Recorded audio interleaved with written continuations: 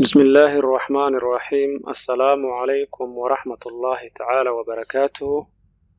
aad baan idin salaamayaa meel walba oo aad dunida ka joogtaan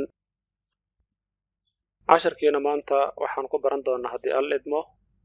qaabka u sahlan ee aad video editor ugu samayn karto teleefankaaga waxaa jira apps aad u fara badan oo loo adeegsado video editor haddaba maanta waxaan ku tusayaa qaabka u sahlan ee qaab free aad u isticmaali kartid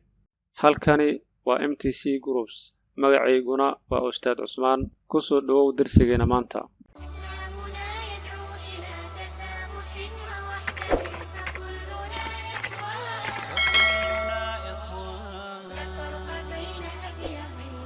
marka hore waxaad ku dhufanaysaa linkigan yaala description-ka kadibna wuxuu si toos kugu furayaa app-ka ama waxaad tagaysaa Play Store kadib halkan waxaad ku qoraysaa video show video editor waa ka u sarreysa aad aragtidba waxaad dooranaysaa install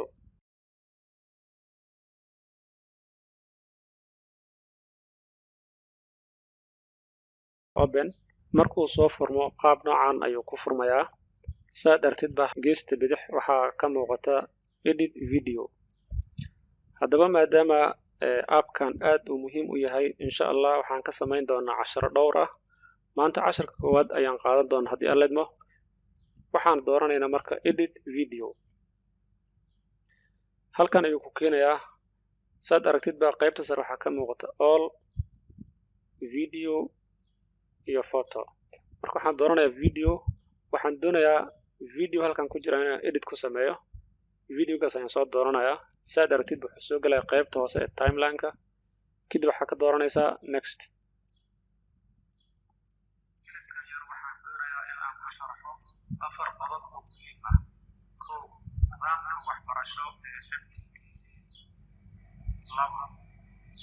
waxaa laga doonayaa ardayga rabo inuu qaab online ah ku barto kursooyinka ka baxa MTTC saddex saad aragtidba clipka caadigu noogu furmay ilaa afar qodob ayaa halkan ku xusan marka haddii aan rabo inaan kala jaro clipkan tusaale ahaan qaybta hoose waxaa ku qoran ilaa afar option oo kala ah theme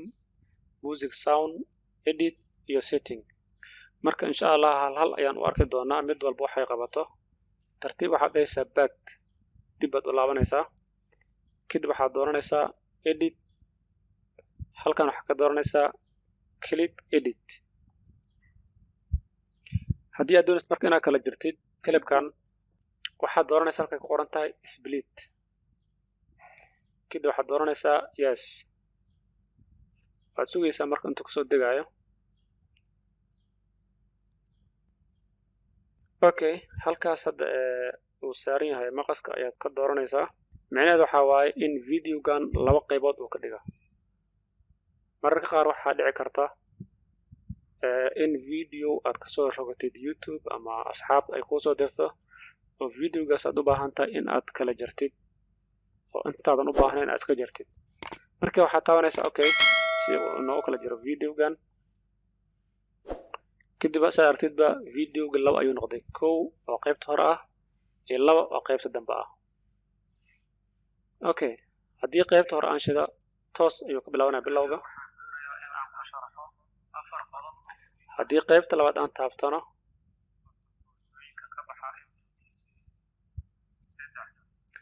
waad arkaysaa okay qaybta aadan u baahnayn ayaa tartiib waxaad taabanaysaa calaamadda yarta afar geesta ah kadibna waxaad taabanaysaa yes si aad u save garaysatid qaybta aad u baahneed waxaad taabanaysaa calaamadda sare ee tigta ah kadib waxaad taabanaysaa marka export halkay ku qoran tahay kadibna waxaad taabanaysaa save to gallery haddii aad rabto inaad telefoon ku save garaysatid haddii aad rabto inaad social media ku share garaysidna share to halkay ku qoran tahay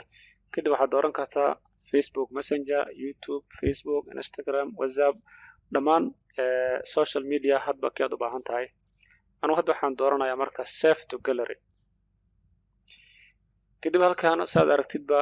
export video wuxuu ku tusaa ilaa 4 option marka waxaan ka dooranayaa numberka saddexaad oo ah normal waa 480